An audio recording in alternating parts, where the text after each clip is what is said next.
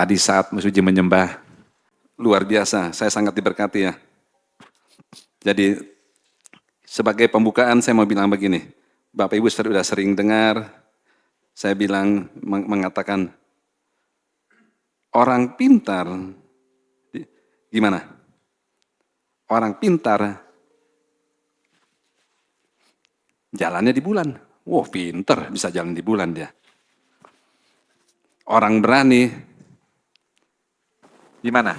Jalannya di dasar laut. Ya, kalau kemarin saya lihat teman saya naik gunung hebat, tapi itu buat saya kurang berani, walaupun cukup berani. Orang berani jalannya di dasar laut. Wow, jarang ya orang jalan di dasar laut, di atas tebing berarti kita sering. Tapi orang berani di dasar laut. Tapi orang bijaksana, dia berjalan sama Tuhan. Nah, tapi kita harus melihat orang normal, ya rata-rata mereka melihat apa yang mereka lihat.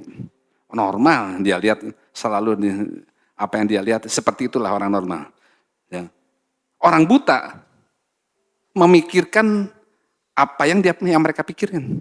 Orang buta nggak bisa lihat, tapi dia memikirkan apa yang dia pikirkan. Nah, orang bijak kembali adalah memikirkan apa yang Allah pikirkan. Tapi orang cerdik memikirkan apa yang harus dia catat. Ya, hanya orang cerdik yang memikirkan apa yang dicatat. Kenapa? Adam jatuh dalam dosa karena dia tidak mencatat apa yang Tuhan suruh. Ya, hati-hati, jangan seperti Adam. Ya, kita akan mulai pagi hari ini. Kita akan mulai. Ini tema yang bulan lalu saya bawakan, belum selesai. Kita akan sambung babak yang kedua. Supaya nyambung, saya akan ulang sedikit ulasan yang lalu. Ya, firman Tuhan yang bulan lalu katakan, perhatikan bagaimana kamu hidup. Jangan seperti orang bodoh, seperti orang bebal yang tidak mengenal Allah. Karena firman Tuhan katakan, hari-hari ini jahat. Artinya, kita akan sangat mudah disesatkan dengan apa yang dunia tawarkan.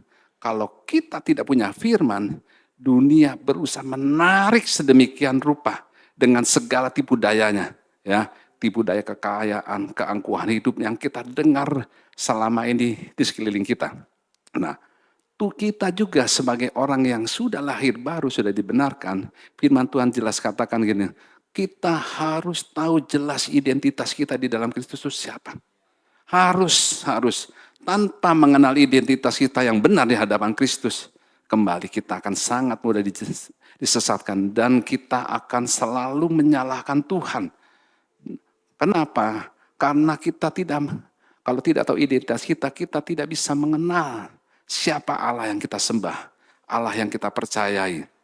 Nah, jadi pada waktu kita mempercayai Allah, maka kita dapat bisa mengetahui Allah selalu memiliki rencana yang luar biasa, rencana yang indah atas hidup kita. Dan Tuhan selalu mau kita hidup dalam segala janjinya. Janjinya adalah segala kelimpahan, masa depan yang gilang gemilang. Nah, disitulah kita mau belajar. Tuhan, waktu kita tahu janjinya, maka secara hidup kita bisa mengerti mana kehendak Allah yang baik, yang berkenan dan sempurna. Sehingga dalam setiap keputusan apapun kita lakukan, kita tidak membatasi Allah. Tidak membatasi Tuhan.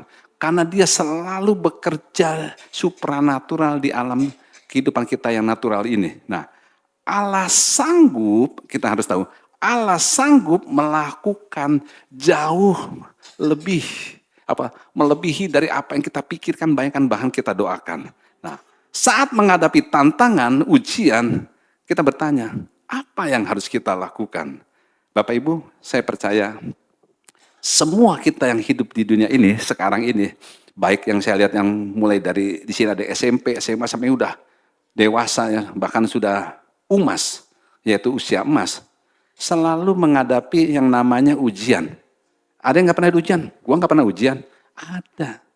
Apa yang harus dilakukan pada saat ujian? Selalu ditulis di situ. Ada ujian, harap tenang. Ya, boleh ribut nggak ada.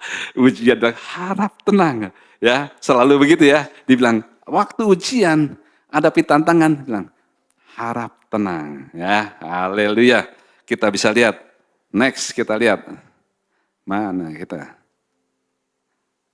Ya, kita sudah belajar kalau waktu kita dapat visi dari Tuhan, ya, P1, dapat visi dari Tuhan.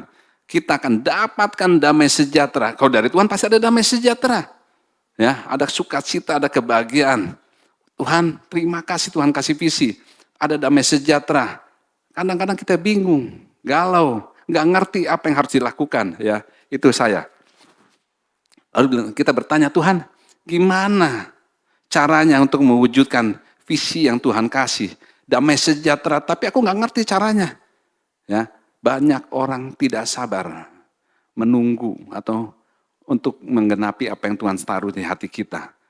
Bulan lalu saya sudah ceritakan sebagian, tapi saya percaya pada waktu kita mau berjalan pimpinan Tuhan, ada 3 hal penting yang saya mau bagikan. Bagaimana kita bisa melangkah dalam tuntunan Tuhan. Kita lihat ya, bagaimana kita mau harus bertindak. Kita lihat. Kita harus tahu dulu, cara berpikir dalam hati kita akan menentukan atau mengarahkan jalan hidup kita. Ya, clear dulu ya, oke. Nah, yang pertama kita lihat. Ada 3 hal penting yang harus kita pegang teguh, yang kita harus tahu. Untuk kita belajar bagaimana kita bisa masuk, bisa melakukan apa yang Tuhan taruh di hati kita. Yang pertama, jangan fokus pada kekurangan atau pada masalah. Yang kedua, jangan bertanya pada orang yang salah. Yang ketiga, jangan mengandalkan diri sendiri atau kekuatan sendiri. Ya. Oke, kita masuk yang pertama. Jangan fokus pada kekurangan dan masalah. Kenapa? Waktu kita fokus dengan masalah, artinya kita sedang membiarkan pemikiran dunia menguasai hati pikiran kita. Saya ulang, kalau kita fokus sama masalah kekurangan kita, artinya kita sedang memberi kesempatan dunia, pikiran dunia menguasai hati pikiran kita. Artinya kita sedang membuka celah yang begitu besar untuk iblis ambil keuntungan di situ. Ya, dan membuat firman firman Tuhan yang kita dengar itu menjadi mati, tidak bisa berbuat apa-apa. Karena kita membiarkan mendengar itu. Nah, sebaliknya, biarkanlah firman yang kita dengar itu menjadi kebenaran. Sehingga pemikiran Tuhan menjadi pemikiran kita juga. Oke ya, nah banyak kali orang karena maunya instan sehingga mereka kurang mau merenungkan firman Tuhan. Ya, maunya simsalabim kayak Indomie, begitu kan air panas langsung matang, bisa cepat saji. Padahal firman Tuhan katakan, firman yang kamu tabur itu seperti benih. Butuh waktu dan proses untuk jadi, kalau buah durian, tanam biji durian, keluar pohon durian, bukan 1 tahun, 2 tahun. Ya. Walaupun ada cangkok, tapi yang benar, dia ada butuh proses. Nah, kita tidak bisa menunggu sampai krisis datang, lalu kita menggedor kerajaan Allah, memiting Tuhan supaya setuju dengan apa yang kita butuhkan untuk jawaban segera datang. Nggak bisa seperti itu. Ya, itu sangat tidak bijaksana. Tuhan mau kita mengikuti proses yang Dia sediakan berikan bagi kita. Dengan tidak ada cara lain, firman Tuhan katakan Roma 12 ayat 2, kita harus memperbaharui cara berpikir kita. Jangan seperti dunia. Karena kalau seperti dunia, tadi sudah dikatakan, kita tidak bisa membedakan mana kehendak Allah yang baik, yang berkenan, bahkan yang sempurna, sangat sulit.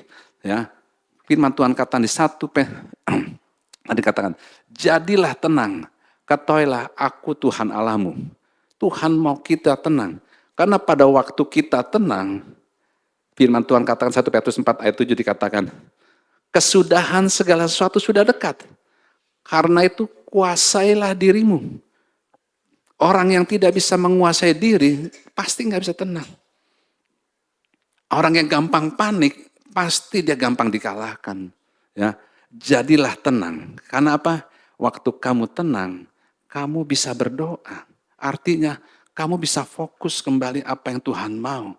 Waktu kita panik, kita akan lost control. Orang-orang yang panik, tidak bisa mengendalikan jiwanya. Tapi pada waktu kita tetap berpegang pada firman Tuhan, orang itu akan menang atas segala persoalan. Jadi bisa melihat persoalan itu hanya biasa-biasa saja. Nah, luar biasa gini. Tadi dikatakan di Mazmur, saya balik ya, Mazmur 46 ayat 10. Ketahuilah akulah Allah. Tuhan selalu membuat hati kita tenang. Waktu Tuhan Yesus bawa murid-murid lihat topan badai bilang, diam dan tenang. Artinya Tuhan membuat kita on the track, fokus dalam kehidupan tenang.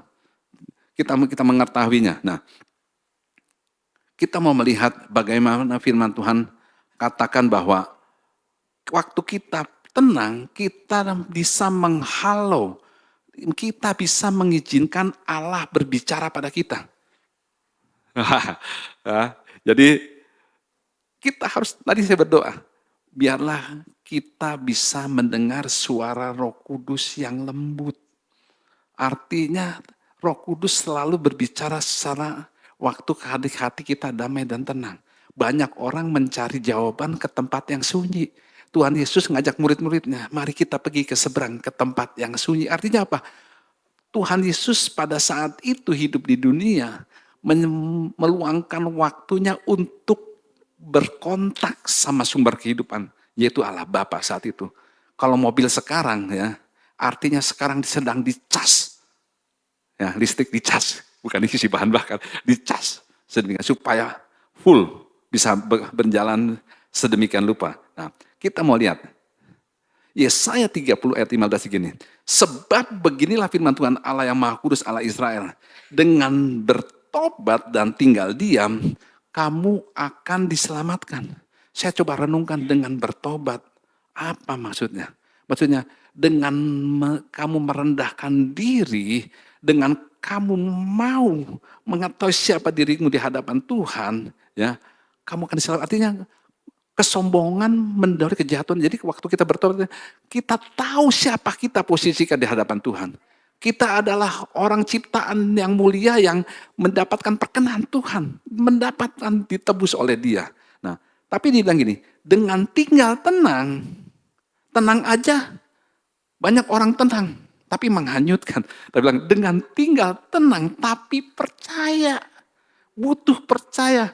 Makanya Tuhan tuh tinggalnya di hati. Saya ulang-ulang ya, Tuhan tinggal di hati, bukan di otak.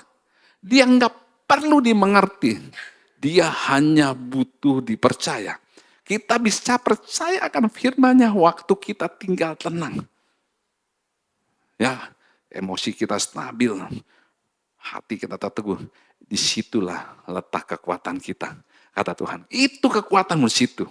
Padahal Tuhan yang menggiring ke situ. Kristus yang membuat kita tenang. Kita percaya dan itu menjadi kekuatan. Kita lihat yang lain.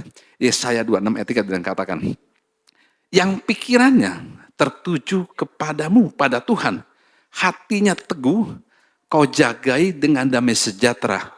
Sebab kepada Tuhanlah kita percaya. Wow, saya bilang ini ayat luar biasa sekali buat saya. Ya, pikiran kita tertuju. Filipi 4 ayat 8. Apa yang baik, apa yang manis, apa yang patut puji, yang patut dipuji, yang suci, sedap didengar dan patut dipuji. Pikirkanlah semuanya. Pikiran Kristus sedang ditaruh di situ. Ya, hatinya teguh. Tuhan bilang, akan Tuhan jagai dengan damai sejahtera. Allah sumber damai sejahtera, shalom buat kehidupan kita. Luar biasa buat kita ya. Nah, jadi Tuhan mau kenapa? Pikiran kita tertuju kepada Dia. Hatinya teguh, tidak misalnya. Jadi Tuhan menjagai kita supaya mulut ini nggak gampang ngomel, ngegrundel, ya, sedikit-sedikit ngegrundel, sedikit-sedikit mengeluh, selalu waktu mengeluh ujung-ujungnya membandingkan sama orang lain. Tuhan nggak suka seperti itu. Bangsa Israel melakukan itu. Baru ngadepi tantangan sedikit, dia nggak jaga hatinya, nggak jaga pikiran untuk apa yang Tuhan sudah buat. Begitu ada tantangan dia ngegrundel, lalu dia bandingkan dengan keadaan yang lama. Dia bandingkan, masa di padang gurun? Emang nggak ada kuburan di Mesir sehingga harus mati di padang gurun? Omelan itu membuat hati Tuhan gusar. Ini orang nggak tahu kebaikan Tuhan. Dan Tuhan nggak mau kita seperti itu. Nah, ketika kita mau mempercayainya, ya, daripada yang apa kita percaya dalam hidup kita, kita tidak lagi fokus sama kekurangan kita. Kita akan fokus sama kasihnya kebaikan Tuhan. Apa yang dia buat atas kehidupan. Nah, pada waktu kita fokus akan kasihnya, kita nggak lihat hal-hal yang kita lakukan salah atau benar. Karena buat Tuhan yang penting kamu fokus sama aku. Daud melakukan banyak kesalahan, tapi dia tidak fokus sama kesalahannya.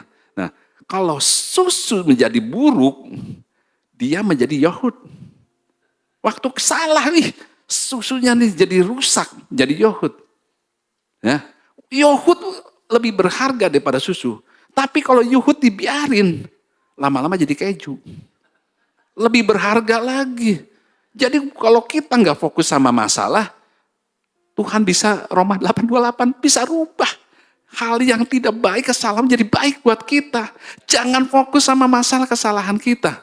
Ya, kalau anggur jadi asam karena dibiarin aja. Sekarang lebih mahal. Ya, kalau di pesawat kemarin saya dengar-dengar ada yang minta wine. Anggur rusak jadi wine lebih mahal daripada jus. Nah, kesalahan adalah pengalaman yang membuat kita menjadi individu yang lebih berharga. Saya kadang-kadang mikir, kok Tuhan begitu sabar sama Petrus ya? Udah menyangka, padahal firman Tuhan, barang siapa menyangkal aku akan menyangkal engkau juga di hadapan Allah. Tapi waktu Petrus menyangkal Tuhan Yesus, bahkan menghujat yang terakhir 3 kali. Tuhan Yesus, kalau model kayak saya, lu kemarin hujat gua lu, sekarang lu rasain, ya. Tapi Tuhan Yesus nggak begitu.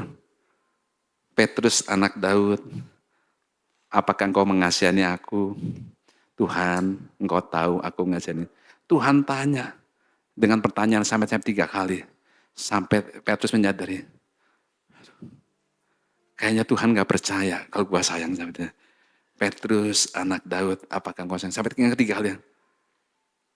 Makanya pada waktu Petrus menyadari betapa Tuhan mengasihi dia, Tuhan Yesus bilang, gembalakan domba-dombaku. Dan waktu dia menghadapi yang persoalan yang paling mematikan, sampai di akhirnya harus nyawanya dikorbankan, dia bilang, aku nggak layak mati sama dengan Yesus Tuhanku.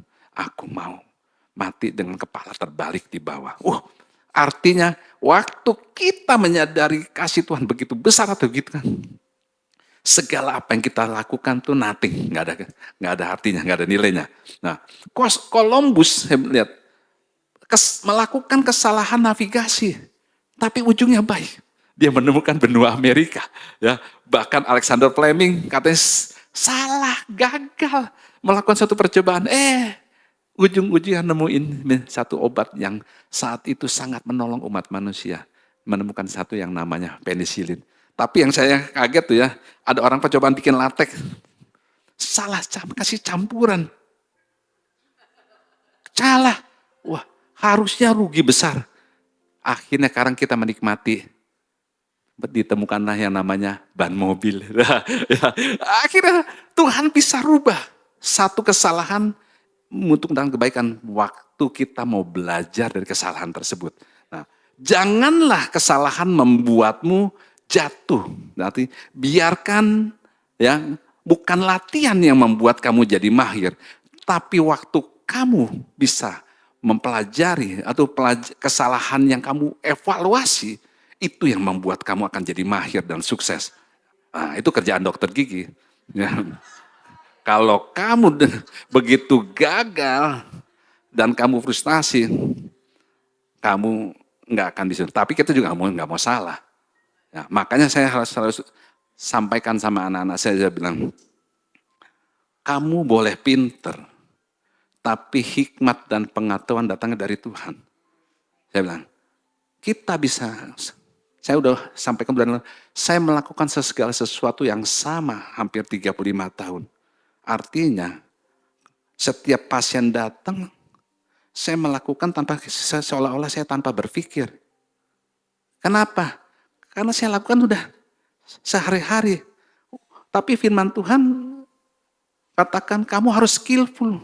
Memang dulunya nggak seperti itu, akhirnya tapi saya bilang, saya dapat satu pewahyuan yang lain bilang, segala sesuatu yang kamu lakukan terus-menerus tanpa satu evaluasi, tanpa satu pembaharuan akal budi yang baru, kualitasnya turun. Bobotnya turun. Coba seorang pengacara, saya izin banyak pengacara ya.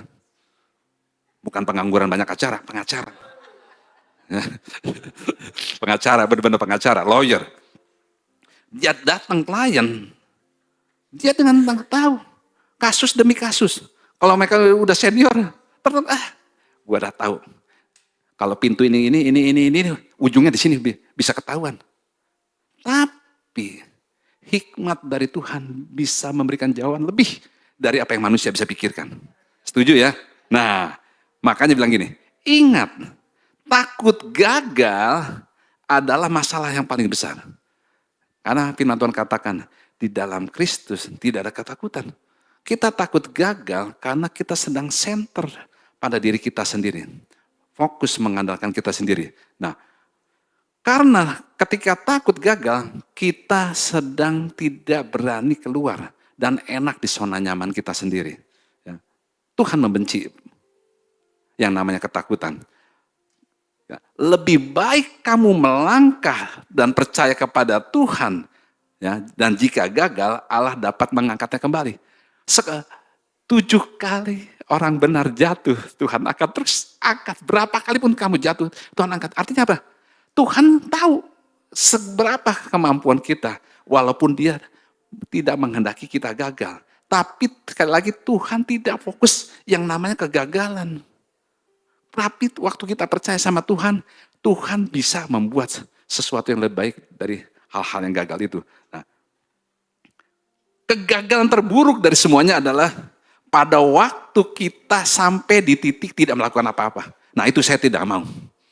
Saya akan terus, hidup kita harus berinovasi, hidup kita harus dinamis, karena Roh Kudus selalu bekerja dinamis. Waktu kita mengikuti tuntunan Roh Kudus, saya percaya orang yang hidupnya dinamis dengan Roh Kudus, pasti nggak Alzheimer. Bingung, apa itu? Jadi saya ulang, setiap orang yang hidup mau ikut tuntunan Roh Kudus, artinya dipenuhi dengan firman, pasti nggak Alzheimer. Nggak pikun. Ya nggak mungkin dia mengalami sesuatu. Karena Roh Kudus akan bergerak dinamis. Artinya setiap otot jaringan kita bahkan mengikuti tuntunannya. Dan bisa bergerak kemana-mana. Hanya orang yang tinggal diam di zona nyaman. Dia akan terseret dengan apa yang dunia tawarkan kepada situ. Nah, ya, kegagalan terbesar dalam hidup seseorang adalah pada waktu seseorang itu main aman, konservatif. Nah, kita nggak mau di situ. Tapi saya udah ulas bulan lalu, tempat yang teraman yang Tuhan sediakan bagi kita adalah apa? Pada waktu kita mau berjalan melakukan apa yang Tuhan tuntun dan suruh bagi kita. Ya, oke. Nah, lewat ini, imajinasi kita adalah kekuatan yang dahsyat. Tuhan kasih imajinasi. Saya waktu mau mulai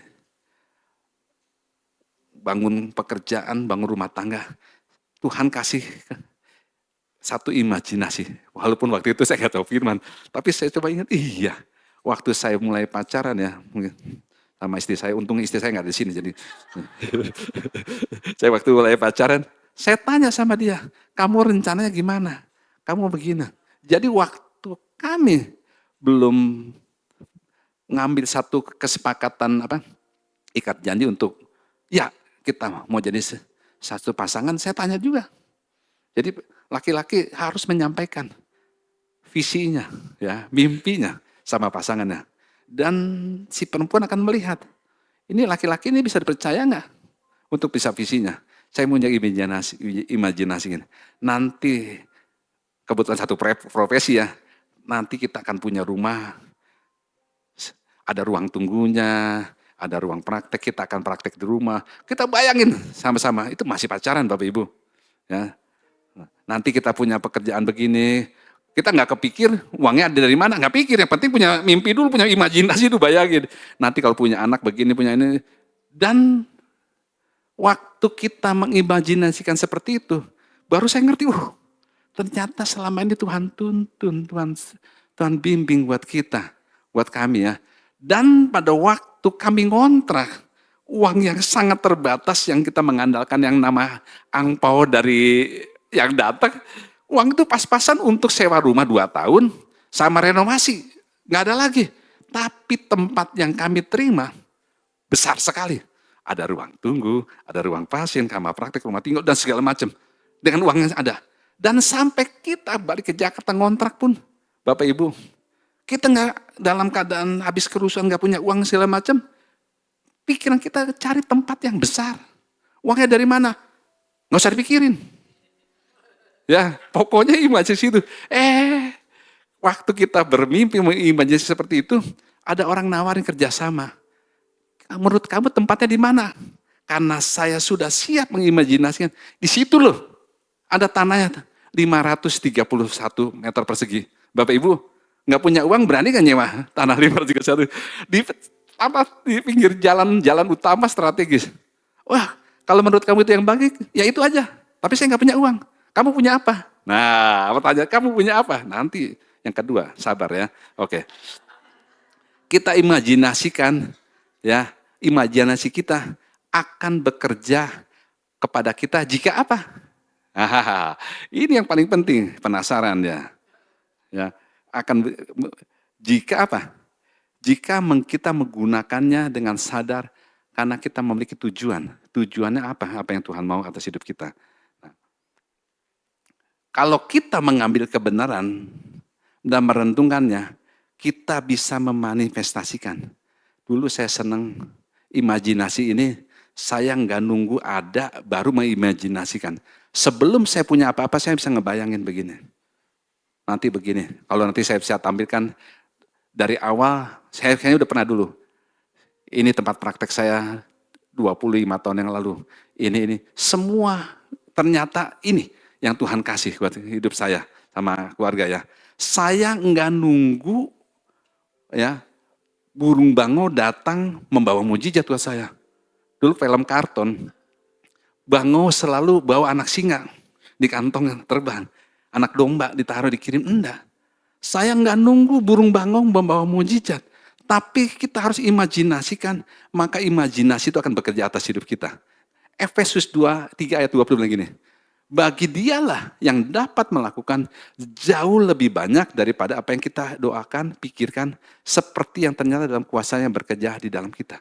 Jadi waktu kita imajinasikan, Efesus 3 ayat 20 akan bekerja atas hidup kita. Firman selalu ya dan amin. Sebagaimana kamu berpikir, demikianlah ya. Nah, jadi buat hidup kita. Nah, jadi apa? Yang pertama jangan fokus pada kekurangan, tapi jangan juga fokus pada masalah. Yang kedua, ini paling penting nih. Jangan bertanya pada orang yang salah. Banyak orang udah lagi galau segala macam, nyari jawaban untuk membenarkan dirinya sendiri. Jangan lakukan hal itu. Kita mau belajar dari firman Tuhan. Kita lihat ya. Nah, jadi 1 Samuel 28 ayat 7 dan 8. Di sini dikatakan saat itu orang Filistin datang mengerahkan tentaranya untuk mengepung melawan bangsa Israel. Lalu di firman Tuhan dikatakan Samuel sudah mati. Wah, karena selama ini Samuel menjadi jawaban bagi Saul. Ada apa-apa Saul nanya, Samuel kasih jawaban, tapi Samuel udah mati. Kesempatan waktu Samuel ada, Saul tidak membangun hubungannya dengan Tuhan. Dia hanya bergantung sama manusia, bergantung sama nabinya ini. Dia tidak bergantung pada sumber jawaban itu. Jadi waktu Samuel mati dia bingung. Dia lihat bangsa Filistin udah ngepung. Lalu dia galau, khawatir dan muncul ketakutan. Selalu urutannya begitu ya. Dan tentara Filistin bergerak maju menuju Sunem. Nah, Saul lalu bilang, ayo kumpul, orang Israel semua kumpul. Semua yang mereka harus berkemah di tempat satu namanya di Gilboa. Waktu Saul melihat orang Filistin makin lama makin dekat, lalu gentarlah, takutlah dia. Dan Tuhan, Saul gini, dia bertanya pertanyaan. Lalu bertanyalah Saul kepada Tuhan. Tapi Saul tidak mendapatkan jawaban. Apakah begitu? Enggak. Firman Tuhan katakan begini. Waktu kita berdoa dan tidak menjawabkan. Kita dikatakan, mungkin kamu salah berdoa. Yang kamu minta hanya untuk memuaskan keinginanmu saja. Dan kita tidak mengerti kehendak Allah. Di sini dikatakan Tuhan tidak menjawab. Baik dalam mimpi, baik dalam urim, maupun baik dalam perantaran para nabi yang lain selain Samuel. Lalu ini yang dilakukan oleh si Saul. Carilah seorang bagiku perempuan yang sanggup memanggil arwah atau ya dia pergi ke sana untuk meminta petunjuk ya kepada paranormal. Jadi Saul frustasi seolah-olah Tuhan gak menjawab. Padahal kita akan mendengar suara Roh Kudus, suara Tuhan dengan jelas pada waktu kita tenang. Pada waktu Saul tidak tenang, gelisah, ketakutan, fokus sama diri sendiri, dia gak bisa mendengar suara Tuhan. Tapi dia merasa Allah gak menjawab. Ya, itu yang sering terjadi dalam kita orang percaya. Jangan sampai seperti itu. Nah, waktu di Endor perempuan itu memanggil, Saul lupa. Selama dia memerintah, waktu dia membangun hubungan sama Tuhan, semua pemanggil arwah, para penenung sudah disingkirkan. Makanya perempuan ini menyingkir jauh takut. Nah, pada waktu orang utusannya Saul melihat, tuh, kamu diutus siapa? Jangan-jangan kamu mata-mata dari Saul. Bukan. Saul menyamar saat itu. Engkau Saul. Engkau yang ini. Jangan takut. Yang penting kamu panggil dah arwah itu. Dan pada waktu Saul bertanya pada orang yang salah, dia bukan mendapatkan jalan keluar. Dia mendapatkan masalah baru. Masalah yang begitu melimpah buat dia. Saya ingat satu kejadian, satu kisah yang menarik dalam sebuah suku Indian. Cukup yang penting menarik ini. Pada waktu musim gugur, ada seorang suku Indian yang bertanya kepada kepala suku yang baru, Bapak,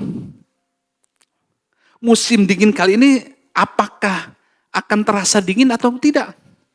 Karena masih baru, dia belum berpengalaman, bilang, yes, mulai musim dingin kali ini akan lebih dingin daripada biasanya. Wah. Lalu berapa seminggu lagi, dia nanya lagi, Bapak, benar ini akan musim dingin lebih dingin lagi? Iya. Ya karena udah terlanjur jawab, iya. Kalau gitu kumpulkan kayu sebanyak-banyaknya. Lalu, ya belum apa-apa udah mau habis waktu gimana sih.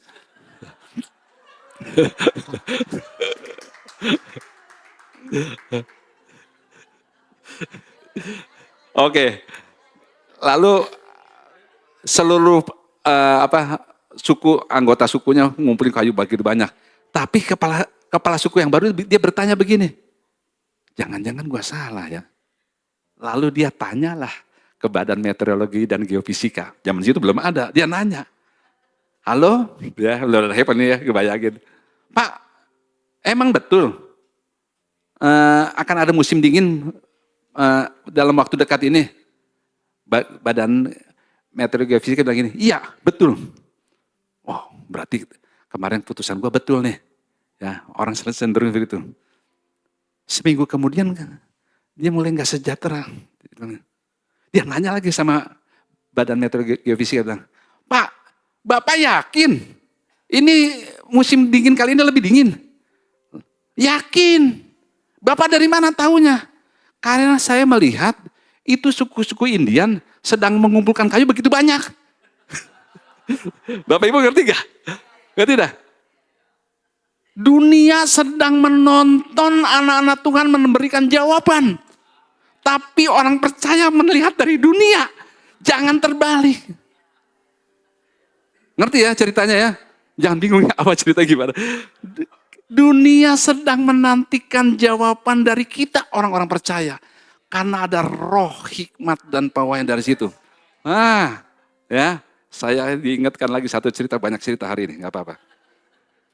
Waktu saya di Ternate dulu, satu kali saya dipercayakan mendapatkan satu dental unit bekas, tapi masih bagus, dari paman istri saya.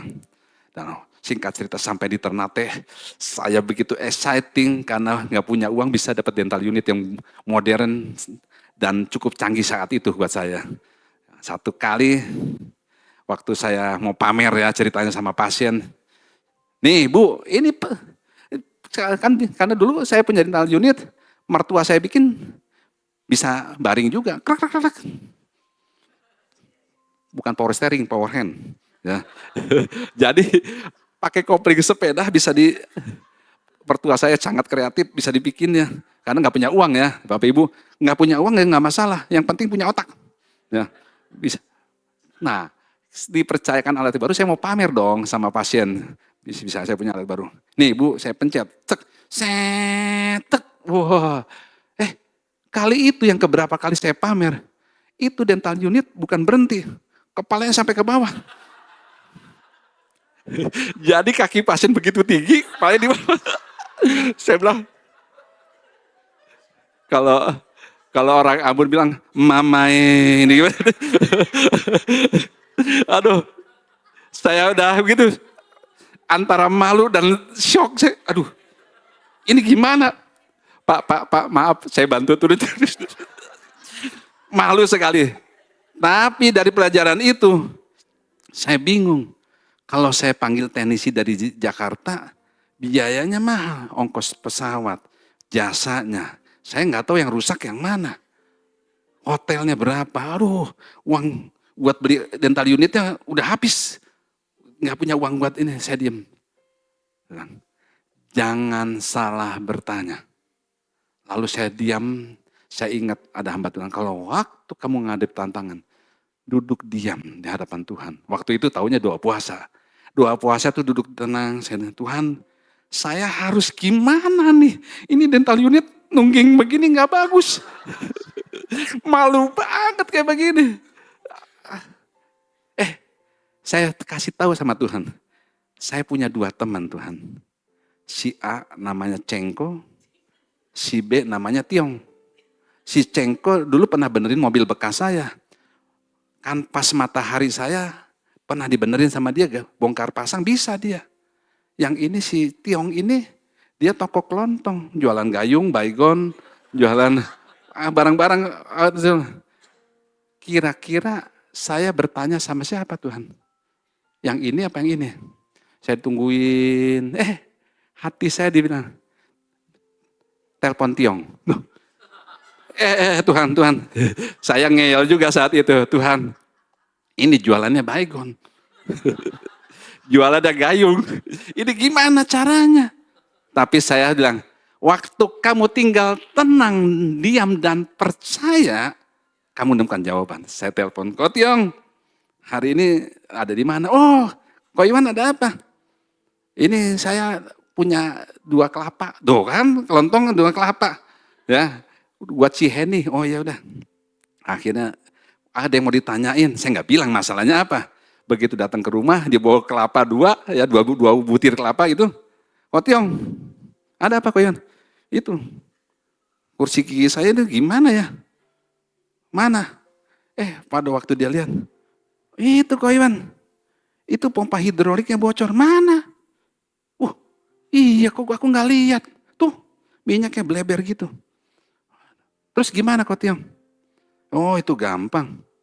Nanti kasih glue yang gun glue gitu ya, lem yang pakai gun itu set, kasih nanti minyak rem nanti jalan. Bener Ko Tiong, ada di toko. Dia tahu. Lalu saya beli itu yang dia punya sih, kasih minyak. Lalu saya pencet, cet, oh iya benar. Bapak Ibu, kelihatannya sepele. Pada waktu itu saya dengar cerita orang-orang ketawa. Tapi ada satu hal yang dibilang, jangan salah bertanya. Waktu kita salah bertanya, kita tidak hanya tidak mendapatkan jawaban, tetapi kita sedang mengalami hal-hal yang lebih buruk. Ya, saya percaya Kita lanjut, wah tambah bersemangat saya nih. Oke, bentar Hatta, sabar gitu. Ini nggak mau jalan. Oke. Loh ini next coba deh. Tadi dulu. Oke, nah oke ya kita lihat. Saya mau berbagi Bapak Ibu. Yesaya 65 ayat 24 bilang gini. TB yang terjemahan baru bilang, sebelum mereka memanggil aku sudah menjawab. Ketika mereka sedang berbicara, aku sudah mendengarnya. Tapi pada firman Allah yang hidup bilang gini, aku akan menjawab sebelum mereka memanggil aku. Sewaktu mereka masih berbicara, membicarakan tentang keinginan mereka, aku sudah mengabulkannya. Wah, dulu saya belum tahu ayat ini. Tapi caranya Tuhan udah tuntun yang benar dulu. Tapi waktu tahu ayat ini lebih detail. Wah, Bapak Ibu, jangan salah bertanya pada orang yang salah. Yang terakhir nih, jangan mengandalkan diri sendiri. Yang ketiga ya, jangan mengandalkan diri sendiri. Tapi sebelumnya, penting kita untuk bertanya kepada Tuhan. Kenapa? Kita akan mendapatkan hikmat, kita akan dapat petunjuk yang benar, kita akan dihindari dari keputusan-keputusan yang salah, ya. Dia juga akan memberikan damai sejahtera, kita terhindar dari perangkat iblis, bahkan kita bisa membangun hubungan yang intim dengan Tuhan untuk hal-hal selanjutnya. Kenapa? Karena kita bisa mempercayai Dia. Karena setiap petunjuk yang bisa kita andalkan untuk memberikan jawaban kita. Nah, jadi waktu kita, kapan kita bertindak? Kita bertindak ketika Tuhan telah menaruh sesuatu dalam hati kita, saat itulah dia berbicara tentang sesuatu yang spesifik buat kita. Ya, kayak tadi saya jelaskan. Jadi bilang, jangan mengandalkan diri sendiri. Jadi sebagai penutup lah, saya masih banyak cerita. Satu cerita lagi. Jadi satu hal yang Tuhan taruh, pada waktu saya memutuskan untuk pergi salah satu tempat, ya, biar. Nah, ini satu tempatnya seperti ini nih. Bagus ya? Sama bagus lah sama Vietnam kemarin. Loh, ini pada malam hari seperti ini ya. Ini kalau siang seperti ini, kalau malam seperti ini. Loh, saya ke sana pada waktu mau pergi ke Mumbai situ. Dulunya Mumbai begitu indah. 18 tahun lalu dia mengalami satu serangan teroris. Ada satu kejadian serangan yang nggak bagus lah. Terjadi kebakaran, hancur-hancuran. Saya waktu sebelum berangkat ke sana, istri saya tanya, kamu tuh heran ya, mau ke Jepang kamu lihat tsunami. Mau ke India, ke Mumbai, kamu lihat kayak begini. Dia bilang, iya, aku pengen tahu apa sih yang menjadi istimewanya, menjadi hal itu terjadi. Bapak Ibu, pada waktu saya sebelum berangkat, kemarin saya bilang hati saya galau, hati saya ragu, kemampuan saya terbatas, saya fokus kekurangan, ketidakmampuan saya. Lalu saya bertanya sama Tuhan, Tuhan, aku takut. Ini gimana ya, aku mau pergi. Adik ipar bilang jangan pergi ini, jangan pergi. Lalu Tuhan balik bertanya sama saya, Iwan, kamu punya apa? Wah, waktu ditanya situ saya nggak ingat punya apa-apa. Saya nggak ingat punya ini, enggak. Saya diem. Nah, enggak. Dalam tinggal tenang, di situ letak kekuatan kamu. Saya diem, hati saya diingetin, Tuhan, aku punya pengalaman waktu SMP, Tuhan tolong saya. Tuhan bebaskan, luputkan saya dari teman-teman yang hal-hal yang buruk. Teman-teman terlibat narkoba di usia SMP, karena hal-hal yang tidak baik. Tuhan terima kasih diluputkan. Terus saya bilang, Tuhan saya ingat di SMA, Tuhan tolong, Tuhan ketemuin teman-teman yang suka belajar. Waktu kuliah, saya ingat secara teori saya nggak terbatas, tapi Tuhan tunjukin apa yang Tuhan taruh di hati saya, talenta karunia Allah. Saya waktu kuliah ngerjain pasien, teman-teman sibuk nyari pasien, bayar uang sana sini. Tuhan tahu saya nggak punya uang buat itu. Pasien pada waktu mahasiswa aja, pasien ngejar saya. Pasien berebut minta diobatin sama saya. Sehingga pada waktu teman-teman lulus yang pintar-pintar lulus, saya ke katut, orang Jawa bilang, ikut lulus sama yang pintar. Saya ceritain sama Tuhan, Tuhan saya ingat bagaimana waktu saya di tol, tadi pagi cerita sama Ciani, saya menghadapi musibah, waktu saya berteriak dalam nama Tuhan, saya diluputkan dari maut. Mobil dashboardnya udah patah 2, ban pelek pecah, saya cuma kehilangan kacamata, mental kacamatanya udah hilang. Ya, saya cerita Tuhan luputkan dari waktu kerusuhan di Maluku. Tuhan tolong waktu saya buka praktek di Bintaro dan sebagainya. Saya cerita sama Tuhan. Lalu Tuhan bilang apa sama saya? Nanti juga waktu kamu berangkat, aku akan tolong lagi. Makanya saya berangkat ke sini. Tanpa ragu, walaupun lihat pernah ada kebakaran. Ya, lalu malam-malam saya ke sini jam 12 malam. Ya, saya fotonya di sini. Itu saya, bukan orang lain ya. Hotelnya itu, Taj Mahal. Lalu saya bilang sama teman saya, kamu ngerti nggak? Kita masuk ini nggak salah. Ini kita di waktu yang nggak tepat, jam yang nggak tepat. Kenapa? Jam 12 malam. Teman saya, kita masuk. Lu main masuk aja. Entah kau diperiksa gimana? Saya bilang, lu tahu nggak cerita film itu yang datang ke hotel, semua pakai jaket, pakai backpack. Kita semua pakai backpack hitam lagi. Kita kalau dia periksa gimana? Saya udah kepikiran ya, kadang saya nonton film itu, jadi saya agak ada ini bertanya. Kita coba dulu, kita pamit. Lalu saya masuk tuh, backpack saya ada di situ. Ya, hotelnya begitu bagus, gitu indah. Nah, disitulah saya bilang, wah, hotel itu begitu mewah, begitu luar biasa. Di situ ngapain saya sebelah kanan?